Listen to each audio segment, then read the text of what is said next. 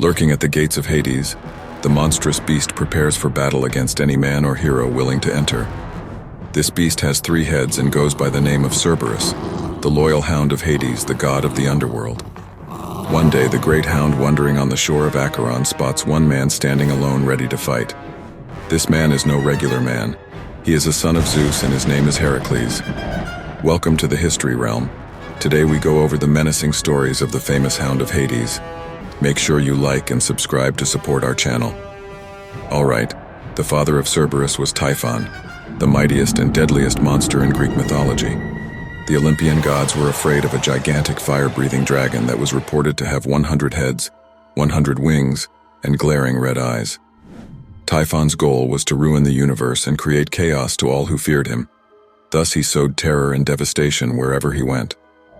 The mother of all monsters, Echidna, was a hybrid of a woman and a serpent that was Cerberus's mother. She possessed the lower body of a serpent, the head and torso of a lovely woman, and black eyes. The ancient Greeks believed she dwelt in a cave and lured men in with her body before she ate them whole. Now just imagine how Cerberus's childhood must have been. Anyways, Cerberus is a vicious 3-headed hound in Greek mythology, described as having 3 heads, each with snarling sharp fangs and serpent heads for tails, as well as snake heads on his back. Although most sources state that Cerberus had 3 heads, Hesiod mentions that Cerberus had 50.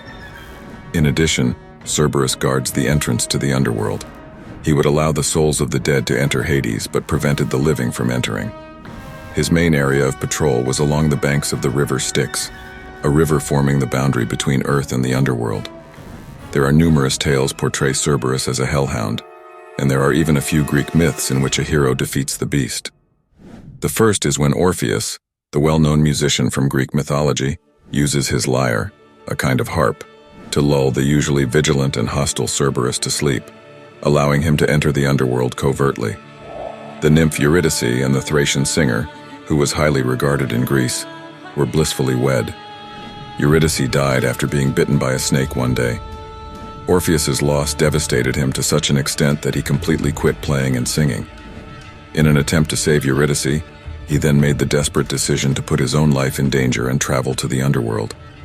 His playing enchanted Charon, the ferryman who carried the souls of the dead across the river Styx, and agreed to take Orpheus across the river, even though he was still living. When he encountered Cerberus, the 3-headed monster lay down meekly to the strains of Orpheus's lyre, after which Orpheus was able to gain passage. Hades and his wife Persephone granted Eurydice back to Orpheus under one condition. Eurydice must walk behind him as they ascended back to the upper world, and Orpheus was forbidden to look at her. Also, he had to press the like button to support our channel. Anyways, just before they reached the surface, Orpheus was so overcome with passion that he turned around to look at Eurydice. She was immediately turned into a spirit and sent back to the underworld forever. Orpheus's own fate was to be dismembered by Thracian Maenads, the female worshippers of Dionysus. The most famous story of Cerberus involves the half-man, half-god Heracles. As the last of his 12 labors, Eurystheus, the king of Tiryns, demanded that Heracles bring Cerberus back to the land of the living for everyone to witness.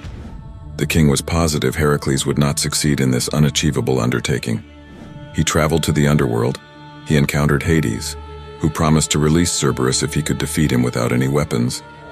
Heracles discovered the beast on the shores of Acheron and used his bare hands to wrestle Cerberus to the ground.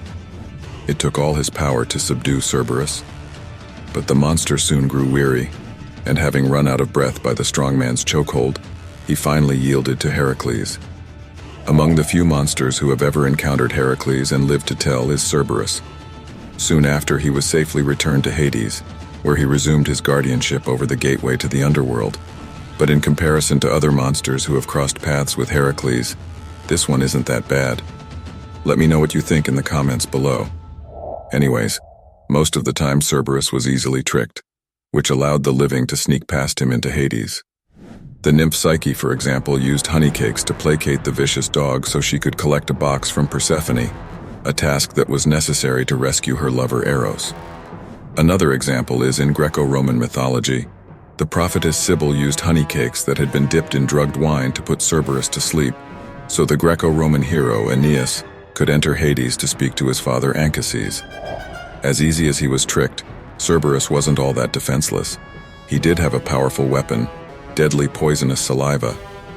After Medea had fled from Corinth and taken refuge with King Aegeus of Athens, she gave birth to Aegeus's son, who she believed would one day inherit the throne from his father. However, Theseus, Aegeus's secret son, showed up in Athens. Medea was wary of this new threat to her son and persuaded Aegeus that Theseus was a spy. They invited Theseus to a feast where Aegeus offered him a goblet of wine.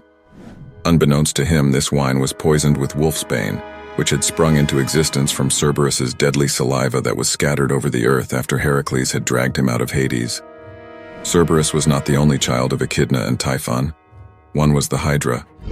Like his parents, he is snake-like, but unlike his flying father and cave-dwelling mother, he lived underwater. Like his brother Cerberus, he had many heads. Another was the Chimera. She is depicted as having a lion's head at the end of her neck and a goat's head growing out of her back. A pair of dragons were also among Echidna and Typhon's brood. Although they did not look like Cerberus, they were also guards. Rather than the gates to the underworld, they guarded golden apples and the golden fleece. Of the many monstrous children of Echidna and Typhon, the one who most resembles Cerberus is Orthus. Orthus is depicted as a two-headed hound who guarded the cattle belonging to a monster named Geryon. The hero Heracles was on a quest to capture some of the cattle. Orthus attacked Hercules and was killed. Cerberus's encounter with the demigod ended very differently. Well, there you have it.